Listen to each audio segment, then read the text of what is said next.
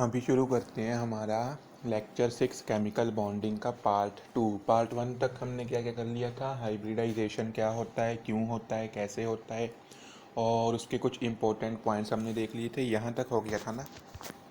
यहाँ तक हो गया था। CH4 के थ्रू हमने सब समझ लिया था और उसके कुछ इम्पोर्टेंट पॉइंट्स थे। यहाँ तक हो गया था। अब हम करेंगे एक एक हाइब्रिडाइजेशन को डिटेल में। मीन्स उतने डिटेल में भी नहीं जाएंगे क्योंकि एग्ज़ाम में तो आपसे डायरेक्ट पूछेंगे कि इन मॉलिक्यूल्स की हाइब्रिडाइजेशन क्या है। उसकी ट्रिक मैं लाया हूँ यहाँ। देखो ये रही, ये देख रही हो, बहुत सारे मॉलिक्यूल्स हैं, सबकी हाइब्रिडाइजेशन हमें कैलकुलेट करनी है। सबका स्ट्रक्चर या शेप या ज्योमेट्री हमें देखनी है क्या होती है। ठीक, तो उससे पहले एक एक हाइब्रिडाइजेशन को चेक कर लेते हैं कि उसमें क्या क्या होता है। जैसे हमने sp3 देख ली थी, और भी काफ़ी होती है, उनको भी देख लेते हैं। SP में कौन सा एग्जांपल लिया है यहाँ पे, BeF2, तो हम भी BeF2 का ही एग्जांपल लेते हैं। Beryllium atomic number 4, configuration 1s2 2s2 ना। आपको पता है वैलेंस शेल के ऑर्बिटल्स ही हाइब्रिडाइज करते हैं, तो 1s को तो हमारा कोई काम का नहीं है। 1s बेरिलियम ये रहा ग्राउंड स्टेट में। F2 मीन्स इसको दो कोवलेंट बॉन्ड्स बनानी है। ग्राउंड स्टेट में तो कोई अनपेयर्ड इलेक्ट्रॉन ही नहीं है, बना ही नहीं पाएगा, तो एक्साइट कराना पड़ेगा ताकि दो अनपेयर्ड इलेक्ट्रॉन्स हो सके। यस, एक्साइटेड स्टेट में ये ग्राउंड स्टेट थी, ये एक्साइटेड स्टेट में इसके पास दो अनपेयर्ड इलेक्ट्रॉन्स हैं, तो ये बॉन्ड बना सकता है। लेकिन आपको पता है क्या होगा बॉन्ड बनाने से पहले, ये दोनों ऑर्बिटल्स जो कि बॉन्ड बनाने जा रहे हैं, ओवरलैपिंग करने जा रहे हैं। ओवरलैपिंग करने से पहले ये दोनों ऑर्बिटल्स आपस में यहाँ होंगे, इंटरमिक्स होंगे, और दो नए हाइब्रिड ऑर्बिटल्स बनेंगे जिनकी शेप और एनर्जी एग्जैक्टली सेम होगी। इनका नाम क्या होगा, sp हाइब्रिड ऑर्बिटल्स। क्यों, एक s ऑर्बिटल और एक p ऑर्बिटल आपस में इंटरमिक्स हुए हैं ना, इसलिए नाम क्या पड़ा, sp हाइब्रिड ऑर्बिटल्स। तो दो एटॉमिक ऑर्बिटल्स इंटरमिक्स हुए जो बॉन्ड बनाने जा रहे थे, दो नए हाइब्रिड ऑर्बिटल्स बने, sp हाइब्रिड ऑर्बिटल्स बने दो नए। और अब ये जाके यहाँ पे F आएगा, यहाँ पे F आएगा। फ्लोरीन आपको पता है ना, 2s2 2p5, उसका मैं ये वाला ऑर्बिटल शो कर रहा हूँ जिसमें, सॉरी 1 सेकेंड,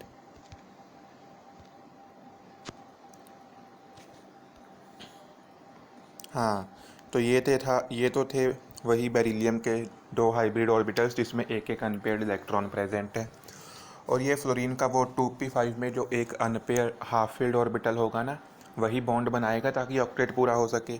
ये मैंने वो ऑर्बिटल्स शो कर दिए बोरॉन के, सॉरी फ्लोरीन के दोनों। ये इसके साथ ओवरलैपिंग कर लेगा, अब ये इसके साथ ओवरलैपिंग कर लेगा।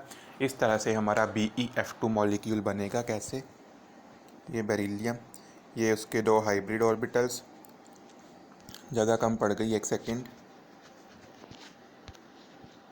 बेरिलियम, ये उसके दो हाइब्रिड ऑर्बिटल्स, इसमें एक एक अनपेयर्ड इलेक्ट्रॉन प्रेजेंट है। ये फॉस्फोरस सॉरी फ्लोरीन का वो p ऑर्बिटल जिसमें एक अनपेयर्ड इलेक्ट्रॉन प्रेजेंट था। ये फ्लोरीन का वो p ऑर्बिटल जिसमें एक अनपेयर्ड इलेक्ट्रॉन प्रेजेंट था। दोनों आपस में ओवरलैप कर लिए, हाइब्रिड ऑर्बिटल्स और फ्लोरीन के वो हाफ फील्ड ऑर्बिटल्स, और ऐसे बन गया हमारा BeF2। तो ठीक समझ आ गया, अब आपको समझ आ गया होगा क्या होता है बेसिकली हाइब्रिडाइजेशन में। ओवरलैपिंग ही होती है, लेकिन एटॉमिक ऑर्बिटल्स की नहीं, हाइब्रिड ऑर्बिटल्स की। सेंट्रल एटम के हाइब्रिड ऑर्बिटल्स पार्टिसिपेट करते हैं ओवरलैपिंग में। sp2 देख लेते हैं। अब तो आपको समझ आ गया होगा, अब तो आप खुद कर लेंगे। कौन सा एग्जांपल लिया है इन्होंने, वही ले लेता हूँ मैं भी। BF3, ओके, बोरॉन याद है, 1s2 2s2 2p1, valence shell हमारे काम की है, उसी की मैं कॉन्फ़िगरेशन लिख रहा हूँ।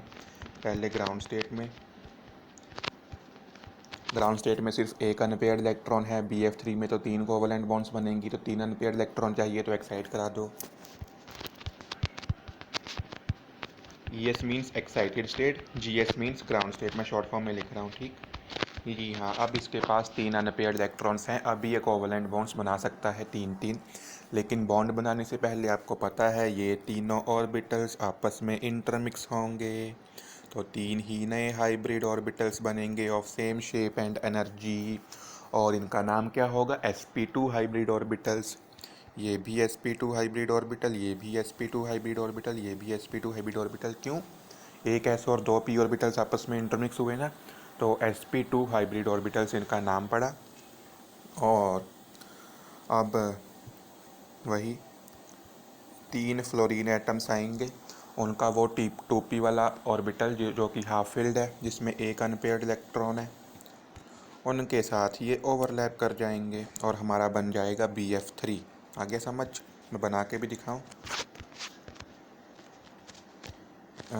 सॉरी, ये रहा उसका एक sp2 हाइब्रिड ऑर्बिटल, ये दूसरा और ये तीसरा।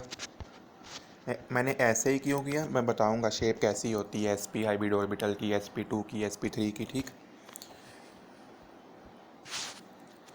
और ये रहा फ्लोरीन का, ये फ्लोरीन का, ये फ्लोरीन का। अनपेयर्ड अनपेयर्ड पेयर्ड हो गए, तो इसमें कौन सी ओवरलैपिंग हुई है? बोरॉन के तो sp2 हाइब्रिड ऑर्बिटल्स यूज हुए हैं और फ्लोरीन का 2p ऑर्बिटल, तो हम बोल सकते हैं sp2p ओवरलैपिंग हुई है यहाँ पे, ठीक। समझ आ गया होगा, यहाँ पे मैंने शो किया है ये, ठीक। और आप देख सकते हो यहाँ पर बेरिलियम sp था ना हाइब्रिडाइज्ड, यहाँ पे बोरॉन sp2 हाई BF3 हाई sp3 हाइब्रिडाइज्ड है, सॉरी sp2 हाइब्रिडाइज्ड है। क्यों? क्योंकि sp2 हाइब्रिड ऑर्बिटल्स यूज़ हो रहे थे ओवरलैपिंग में, तो मॉलिक्यूल की ज्योमेट्री को हम sp2 बोल सकते हैं। यहाँ पे बेरिलियम के sp हाइब्रिडाइज्ड ऑर्बिटल यूज़ हो रहे थे ओवरलैपिंग में, इसलिए हम मॉलिक्यूल की ज्योमेट्री को sp बोल सकते हैं। sp ज्योमेट्री कैसी होती है आप देख सकते हो, लीनियर है एकदम। sp ज्योमेट्री कैसी होती है? एकदम लीनियर। मतलब आप बोलोगे कि BeF2 ऐसा क्यों नहीं है? नहीं, ऐसा नहीं होता। ये जो हाइब्रिड ऑर्बिटल्स होते हैं ना, ये अपने आप को ऐसे मेंटेन ऐसे एडजस्ट करते हैं, मैंने आपको बताया था कि इनके बीच में रिपल्शन मिनिमम हो सके। तो दो हाइब्रिड ऑर्बिटल्स हैं, कैसे मेंटेन करें ये अपने आप को कि इनके बीच में रिपल्शन मिनिमम हो? 180 डिग्री पे एग्जैक्टली ऑपोजिट रख दो दोनों हाइब्रिड ऑर्बिटल्स को, तो रिपल्शन मिनिमम होगा। इसलिए ये बेरिलियम, ये इसका एक हाइब्रिड ऑर्बिटल, 1 सेकेंड, और दूसरा हाइब्रिड ऑर्बिटल यहाँ पे होगा एकदम 180 डिग्री पे, ताकि इनमें रिपल्शन मिनिमम हो सके। दोनों में एक एक अनपेयर्ड इलेक्ट्रॉन, और फ्लोरीन वाले हाफ फील्ड ऑर्बिटल के साथ ही ओवरलैपिंग कर लिए। sps ओवरलैपिंग है। बेरिलियम का sp हाइब्रिड ऑर्बिटल और बोरॉन का s नहीं p, और फ्लोरीन का p vacant half field p orbital आपस में ओवरलैपिंग कर रहे हैं। बेरिलियम का sp हाइब्रिड ऑर्बिटल और फ्लोरीन का हाफ फील्ड 2p ऑर्बिटल, तो यहाँ पे sp 2p ओवरलैपिंग या sp p ओवरलैपिंग हो रही है। सिमिलरली यहाँ पे भी बेरिलियम का sp और फ्लोरीन का p half field 2p orbital आपस में ओवरलैपिंग कर रहे हैं, ठीक। ये हो गया।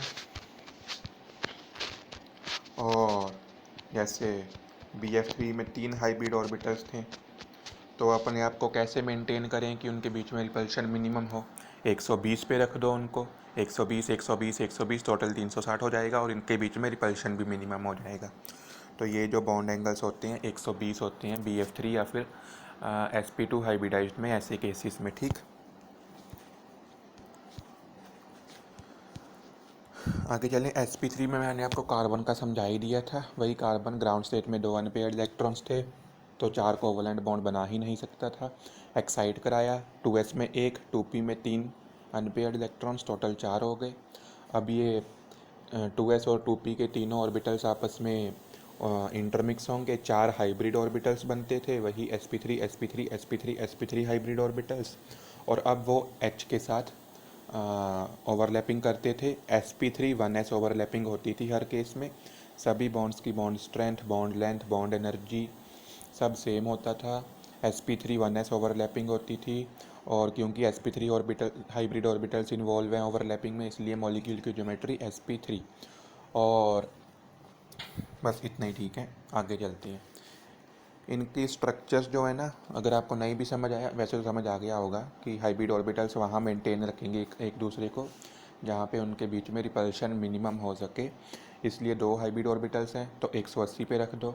3 हाइब्रिड ऑर्बिटल्स हैं तो 120 पे रख दो उनको। 4 हाइब्रिड ऑर्बिटल्स जैसे कार्बन के केस में थे तो 109.5 डिग्री पे रख दो, वहाँ पे रिपल्शन मिनिमम होती है। और जब 109.5 डिग्री पे रखोगे चारों हाइब्रिड ऑर्बिटल्स को, तो जो भी मॉलिक्यूल की स्ट्रक्चर बनेगी वो टेट्राहेड्रन के जैसे होगी, इसलिए इसको टेट्राहेड्रल शेप भी बोलते हैं। तो CH4 की हाइब्रिडाइजेशन sp3 शेप टेट्राहेड्रल ऐसे। लेकिन कोई नहीं, उसको बाद में भी करना ही है हमने शेप को, तो टेंशन नहीं लो कुछ। आगे है sp3 डिहाइब्रिडाइजेशन। ठीक,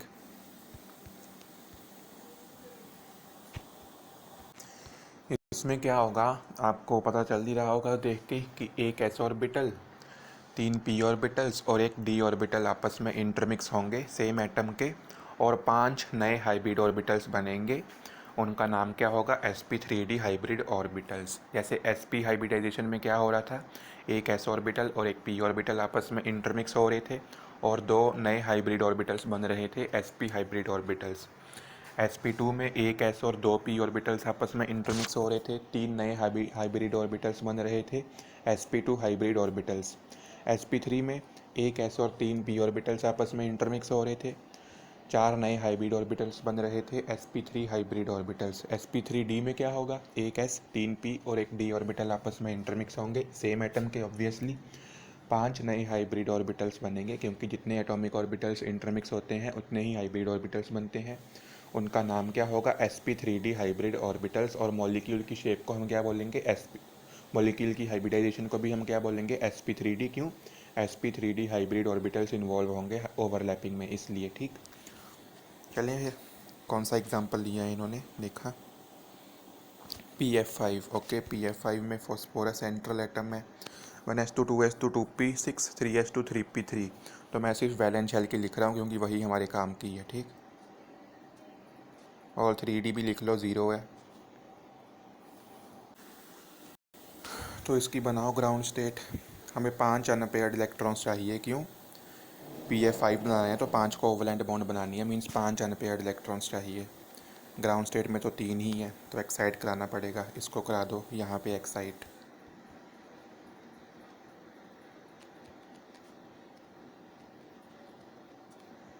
एक, दो, 3, 4, 5। अब देखो, इसके पास 5 अनपेयर्ड इलेक्ट्रॉन्स प्रेजेंट है। अब ये pf5 बना सकता है, 5 कोवैलेंट बॉन्ड्स बना सकता है।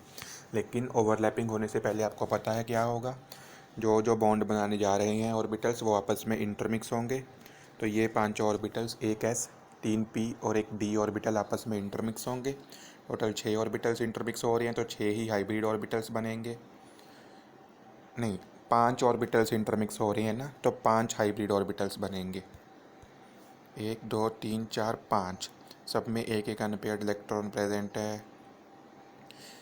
क्योंकि एक s 3 p और एक d ऑर्बिटल इंटरमिक्स हुए हैं, तो हाइब्रिड ऑर्बिटल्स का नाम क्या होगा? sp3d। और मॉलिक्यूल की हाइब्रिडाइजेशन भी क्या बोलेंगे? sp3d। क्यों? sp3d orbitals hybrid orbitals involve होंगे हाइब्रिडाइजेशन में, सॉरी ओवरलैपिंग में, या हाइब्रिडाइजेशन कैसे भी बोल लो। ठीक, तो 5, एक s 3 p और एक d ऑर्बिटल आपस में इंटरमिक्स हुए। टोटल 5 ऑर्बिटल्स इंटरमिक्स हुए, तो 5 ही हाइब्रिड ऑर्बिटल्स बने, उनका नाम sp3d। और यही sp3d हाइब्रिड ऑर्बिटल्स इन्वॉल्व होंगे ओवरलैपिंग में, इसलिए मॉलिक्यूल की ज्योमेट्री, मॉलिक्यूल की हाइब्रिडाइजेशन भी हम क्या बोलेंगे? sp3d।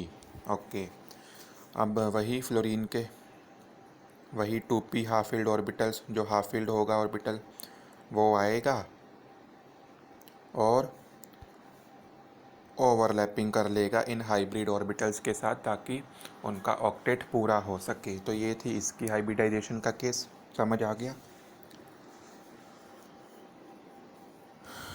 एक लास्ट बची है sp3d2।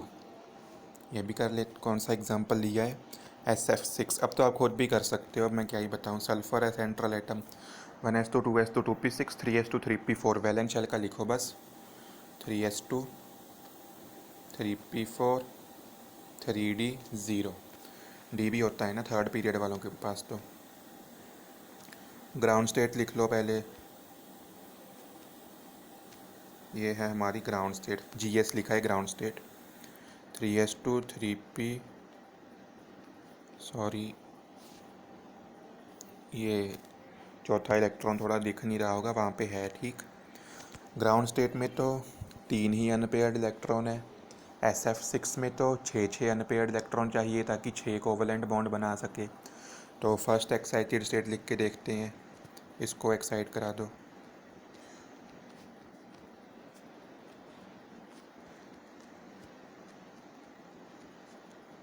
सॉरी, ग्राउंड स्टेट में 2 अनपेयर्ड इलेक्ट्रॉन्स थे, 3 बोल दिया था शायद मैंने। तो 2 से तो काम चलेगा नहीं, हमें तो 6 अनपेयर्ड इलेक्ट्रॉन चाहिए ताकि 6 कोवलेंट बॉन्ड बन सके। इसलिए इसकी फर्स्ट एक्साइटेड स्टेट लिख के हमने देखी।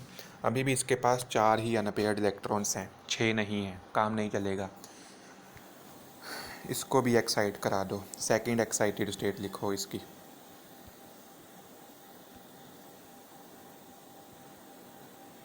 क्या हो रहा है, काम नहीं कर रहा।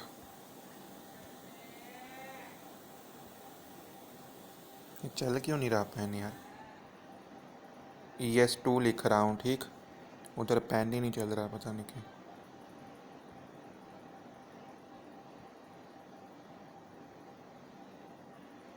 1 2 3 4 5 6, हाँ अब इसके पास 6 अनपेयर्ड इलेक्ट्रॉन्स है। अब ये 6 कोवलेंट बॉन्ड्स बना सकता है फ्लोरीन एटम्स के साथ।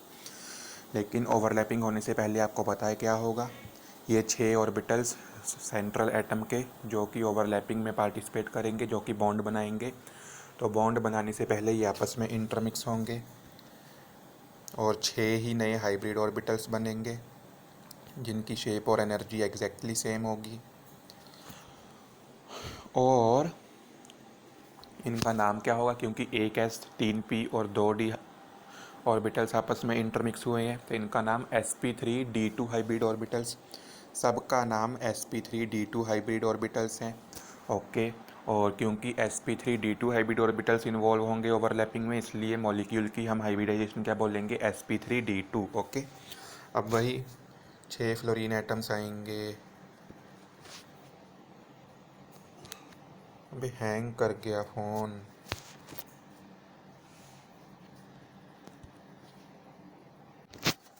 सॉरी, वो थोड़ा हैंग कर गया था फ़ोन। तो मैं बोल रहा था वही कि सेकंड एक्साइटेड स्टेट में इसके पास 6 अनपेयर्ड इलेक्ट्रॉन्स प्रेजेंट है, तो अब इसका काम चल जाएगा। थर्ड एक्साइटेड स्टेट तो इसकी वैसे भी पॉसिबल नहीं थी क्योंकि सब अनपेयर्ड हो चुकी हैं।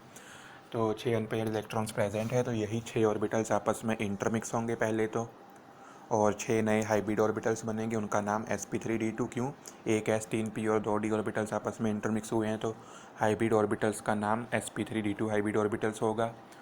सभी हाइब्रिड ऑर्बिटल्स का नाम sp3d2 हाइब्रिड ऑर्बिटल्स। और क्योंकि sp3d2 हाइब्रिड ऑर्बिटल्स अब इन्वॉल्व होंगे फ्लोरीन के साथ ओवरलैपिंग में, इसलिए हम मॉलिक्यूल की हाइब्रिडाइजेशन को भी क्या बोलेंगे, sp3d2। तो अब आएंगे फ्लोरीन के वो 2p ऑर्बिटल्स जो कि हाफ फिल्ड होंगे।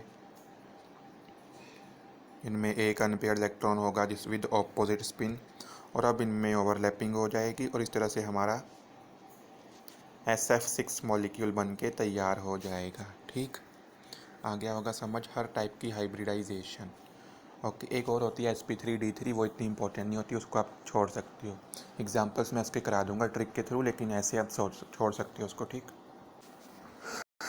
आगे चलें। अब एक पॉइंट जो मैंने आपको बताया था, शेप हाइब्रिड ऑर्बिटल्स की कैसी होती है, तो वो भी बता देता हूँ।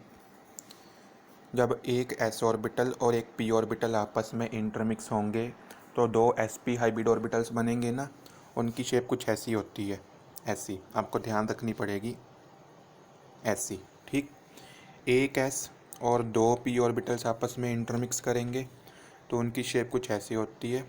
क्योंकि ज़्यादा नंबर ऑफ ऑर्बिटल्स इंटरमिक्स कर रहे हैं तो ये थोड़ा बड़ा होगा, यस ऑब्वियस सी बात है।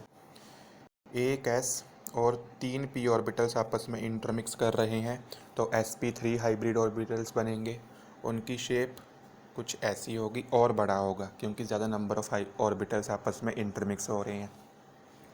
तो कुछ नहीं है, ये कुछ डंबल शेप का ही है, बस एक थोड़ा बड़ा डंबल है एक छोटा रह गया। ठीक, तो ये कुछ शेप होती है इनकी, आपको ध्यान रखनी पड़ेगी। sp hybrid orbitals, sp2 hybrid orbitals, sp3 hybrid orbitals की शेप ऐसी होती है। मैं फिर से बता देता हूँ, रुको। एक s ऑर्बिटल और एक p ऑर्बिटल आपस में इंटरमिक्स होने आए तो 2 sp हाइब्रिड ऑर्बिटल्स बनेंगे, उनकी शेप ऐसी होती है कुछ। ये थोड़ा सा ऊट पटांग सा बन गया, आप समझ लेना। ठीक, ऐसी है, रुको मैं बना देता हूँ। ऐसी कुछ होती है। एक एस और दो पी ऑर्बिटल्स, सॉरी ये एक छोटा क्यों बन गया, और दो पी ऑर्बिटल्स आपस में इंटरमिक्स करने आए तो तीन हाइब्रिड ऑर्बिटल्स बनेंगे, sp2 हाइब्रिड ऑर्बिटल्स। उनकी शेप कुछ ऐसी होगी, थोड़ा सा और बड़ा होगा ये। एक एस और तीन पी ऑर्बिटल्स आपस में इंटरमिक्स करने आए तो चार नए हाइब्रिड ऑर्बिटल्स बनेंगे। कौन से वाले? sp3 hybrid orbitals. उनकी शेप कुछ ऐसी होगी और बड़ा होगा। पहली बात, इन तीनों की sp hybrid orbital, sp2 hybrid orbital, sp3 hybrid orbital, इनमें अगर मैं कंपेयर करूं तो एक सेकंड रुकना। हाँ, आ गया वापस। मैं बोल रहा था कि एक sp हाइब्रिड ऑर्बिटल पकड़ लो, एक sp2 और एक sp3 हाइब्रिड ऑर्बिटल पकड़ लो। इनमें कुछ कंपैरिजंस करने हैं। दो चीज़ें होती हैं, एक होता है शेप, एक होता है साइज़। साइज़ मतलब कोई चीज़ छोटी है या बड़ी है, साइज़ मतलब कोई चीज़ छोटी है या बड़ी है, ये होता है साइज़। शेप मीन्स उसका आकार कैसा है, वो बॉल शेप की है, रेक्टेंगल शेप की है, स्क्वायर शेप की है, ट्रायंगल शेप की है, या कुछ कॉम्प्लेक्स शेप की है। तो इन दोनों में डिफरेंस पता है ना। साइज़ मीन्स कोई चीज़। हाँ, गया था थोड़ी देर के लिए कहीं पे, तो मैं कहाँ पे था? हाइब्रिड ऑर्बिटल्स में कंपैरिजन बता रहा था ना। हाँ, वही बता रहा हूँगा। तो शेप और साइज़ पे हूँगा मैं। शेप क्या होती है कि उसका आकार क्या है, उसका आकार किस टाइप का है, वो रेक्टेंगल टाइप का है, स्क्वायर टाइप का है, ट्रायंगल टाइप का है, पॉलीगन टाइप का है, हेक्सागन टाइप का है, या किसी भी टाइप का है, कुछ कॉम्प्लेक्स सा ही उसका आकार है, ये होता है शेप। साइज़ मीन्स वो छोटा है या बड़ा, ये होता है उसका साइज़। तो आप देख सकते हो इनका साइज़ तो सेम नहीं है, बिल्कुल सेम नहीं है। क्यों? कोई sp वाला छोटा है हाइब्रिड ऑर्बिटल, sp2 वाला थोड़ा बड़ा है साइज़ में, sp3 वाला थोड़ा और बड़ा है साइज़ में। तो साइज़ तो इनका सेम नहीं है, sp3 वाला सबसे बड़ा, sp वाला सबसे छोटा, sp2 वाला बीच में। ओके, शेप की बात करते हैं। तो शेप तो इनकी सेम है ना, एक ही टाइप का आकार है इनका। किस टाइप का? इस टाइप, ये ब्लैक से शो कर रहा हूँ, इस टाइप का ही आकार है, बस कोई थोड़ा बड़ा है और कोई थोड़ा और बड़ा है, लेकिन आकार तो सेम ही है ना। नींबू, संतरा, फुटबॉल, क्रिकेट बॉल, वॉलीबॉल, इन सब, ये सभी बॉल्स का आकार तो सेम ही होता है ना। दोनों सारी गोल ही होती हैं, आकार तो सेम ही है, सर्कल शेप की ये सारी। लेकिन साइज़ डिफरेंट है। नींबू छोटा होता है, संतरा थोड़ा बड़ा होता है, क्रिकेट बॉल थोड़ी सी और बड़ी होती है, वॉलीबॉल और बड़ा होता है, फुटबॉल भी बड़ा होता है। तो मतलब ये जो तीन हाइब्रिड ऑर्बिटल्स मैंने बताए, इन सब का शेप तो सेम है, आकार तो सेम ही है दिख रहा है, लेकिन साइज़ में डिफरेंस है। साइज़ इनका इंक्रीज़ हो रहा है, sp सबसे छोटा होता है साइज़ में, sp2 थोड़ा और बड़ा, क्योंकि ज़्यादा नंबर ऑफ ऑर्बिटल्स इंटरमिक्स कर रहे हैं तो थोड़ा बड़ा हाइब्रिड ऑर्बिटल बनेगा, sp3 सबसे बड़ा। ठीक, ये ध्यान रखना। इसको मिटा दो मैं एक सेकेंड। जैसे यहाँ पे भी आप देख सकते हो, एक s ऑर्बिटल और एक p ऑर्बिटल आपस में इंटरमिक्स हुए, दो sp हाइब्रिड ऑर्बिटल्स बने, उनका शेप कुछ ऐसा होता है। एक s और दो p ऑर्बिटल्स आपस में इंटरमिक्स हुए, तीन नए sp2 हाइब्रिड ऑर्बिटल्स बने, इनका शेप तो सेम ही है, साइज़ थोड़ा बड़ा है। एक s और तीन p हाइब्रिड ऑर्बिटल्स आपस में इंटरमिक्स हुए, चार नए sp3 हाइब्रिड ऑर्बिटल्स बने, शेप तो वही है, साइज़ थोड़ा और बड़ा है। ठीक, और यहाँ पे थोड़े और पॉइंट्स लिखे हैं कि हाइब्रिड ऑर्बिटल्स ज़्यादा स्टेबल बॉन्ड बनाते हैं एटॉमिक ऑर्बिटल से। बिल्कुल सही बात है, क्योंकि इनमें इफ़ेक्टिवनेस ऑफ बॉन्डिंग ज़्यादा होती है, क्योंकि इनका शेप एंड साइज़, शेप और एनर्जी ऑलमोस्ट सेम होती है, इसलिए ये ज़्यादा इफ़ेक्टिव बॉन्डिंग बना सकते हैं as compare to normal atomic orbitals. और ये यूजुअली सिग्मा बॉन्ड्स बनाते हैं, क्योंकि आपको पता है सिग्मा बॉन्ड की स्ट्रेंथ ज़्यादा होती है पाई बॉन्ड से, और ये स्टेबल बॉन्ड बनाना चाहते हैं, इसलिए ये सिग्मा बॉन्ड ही बनाते हैं यूजुअली। ठीक, हाइब्रिड ऑर्बिटल्स ज़्यादा स्टेबल बॉन्ड बनाते हैं एटॉमिक ऑर्बिटल से, क्योंकि ये ज़्यादा इफ़ेक्टिव ऑर्बिटल्स होते हैं, इनका सब सेम होता है इसलिए। दूसरी चीज़, ये यूजुअली सिग्मा बॉन्ड बनाते हैं, यूजुअली, कभी कभी पाई भी बना सकते हैं, वो आपके सिलेबस में नहीं है। ठीक, यूजुअली ये सिग्मा बॉन्ड बनाते हैं, क्योंकि सिग्मा की स्ट्रेंथ ज़्यादा होती है पाई से, इसलिए ये सिग्मा बॉन्ड बनाना पसंद करते हैं। ठीक, एक लाइन मैंने यहाँ पे गलत लिख दी है कि sp2 और sp3 की एनर्जी लेवल सेम होती है, गलत बात। मैं आपको बताता हूँ क्या होगा यहाँ पे। एक s और एक p ऑर्बिटल आपस में इंटरमिक्स हुए, दो sp हाइब्रिड ऑर्बिटल्स बने। इन दोनों sp हाइब्रिड ऑर्बिटल्स की एनर्जी सेम होगी, आपको पता है। एक s और दो p ऑर्बिटल्स आपस में इंटरमिक्स हुए, तीन नए sp2 हाइब्रिड ऑर्बिटल्स बने। इन तीनों sp2 हाइब्रिड ऑर्बिटल्स की एनर्जी सेम होगी, आपको पता है। एक s और तीन, मैंने क्या बोल दिया था, एक s और दो इंटरमिक्स हुए तो तीन sp2 हाइब्रिड ऑर्बिटल्स बने ना, यही बोला होगा शायद। और इन तीनों की एनर्जी सेम होगी। एक s और तीन p ऑर्बिटल्स आपस में इंटरमिक्स हुए तो चार नए हाइब्रिड ऑर्बिटल्स बनेंगे, sp3 हाइब्रिड ऑर्बिटल्स। इन चारों की एनर्जी सेम होगी, आपको पता है, ठीक। लेकिन एक हमने sp पकड़ लिया, एक sp2 पकड़ लिया, एक sp3 पकड़ लिया, मतलब अलग अलग स्पीसीज से हमने ऑर्बिटल्स पकड़ लिए। क्या उनकी एनर्जी सेम होगी? बिल्कुल नहीं। हमें पता है s कैरेक्टर जितना ज़्यादा होगा, sp में आधा s है आधा p है, तो 50% s कैरेक्टर है, 50% p कैरेक्टर है। sp2 में 1/3 s है, 2/3 p है। sp3 में 1/4 s है, 3/4 p है। तो s कैरेक्टर जितना ज़्यादा होगा वो ऑर्बिटल उतना छोटा होगा। जैसे sp में s कैरेक्टर सबसे ज़्यादा है तो sp हाइब्रिड ऑर्बिटल सबसे छोटा होगा। यस होता भी है, आपको पता है। तो s कैरेक्टर जितना ज़्यादा होगा वो हाइब्रिड ऑर्बिटल उतना छोटा होगा। यस, और जितना छोटा होगा न्यूक्लियस के उतना ज़्यादा नज़दीक होगा। तो उस हाइब्रिड ऑर्बिटल के इलेक्ट्रॉन्स न्यूक्लियस से ना ज़्यादा अट्रैक्शन फील कर रहे होंगे तो एनर्जी रिलीज़ कर देंगे, क्योंकि जहाँ भी अट्रैक्शन होती है एनर्जी रिलीज़ होती है। तो मतलब उस हाइब्रिड ऑर्बिटल का एनर्जी लेवल उतना कम होगा, सबसे कम होगा। तो सबसे कम एनर्जी किसकी होती है? एनर्जी लेवल किसका होता है? sp हाइब्रिड ऑर्बिटल का। sp3 में s कैरेक्टर सबसे कम तो p कैरेक्टर सबसे ज़्यादा, इसलिए उसका एनर्जी लेवल सबसे ज़्यादा। और sp2 का बीच में, ये समझ आया ना आपको? s कैरेक्टर जितना ज़्यादा मीन्स वो हाइब्रिड ऑर्बिटल उतना छोटा होगा, न्यूक्लियस के उतना नज़दीक होगा, तो ज़्यादा फोर्स ऑफ अट्रैक्शन होगी, तो ज़्यादा एनर्जी रिलीज़ होगी, तो उस हाइब्रिड ऑर्बिटल का एनर्जी लेवल उतना कम होगा। sp हाइब्रिड ऑर्बिटल में 50% s कैरेक्टर होता है, 50% p, तो उसमें s कैरेक्टर सबसे ज़्यादा होता है, इसलिए उसका एनर्जी लेवल सबसे कम होगा। sp3 में 25% एस कैरेक्टर होता है, 75% पी कैरेक्टर। ये निकालना सिखाऊंगा कैसे निकालते हैं, ठीक। तो sp3 में एस कैरेक्टर सबसे कम तो एनर्जी लेवल सबसे ज़्यादा। समझ आ गया? एस कैरेक्टर जितना ज़्यादा एनर्जी लेवल उतना कम, या एस कैरेक्टर जितना कम एनर्जी लेवल उतना ज़्यादा।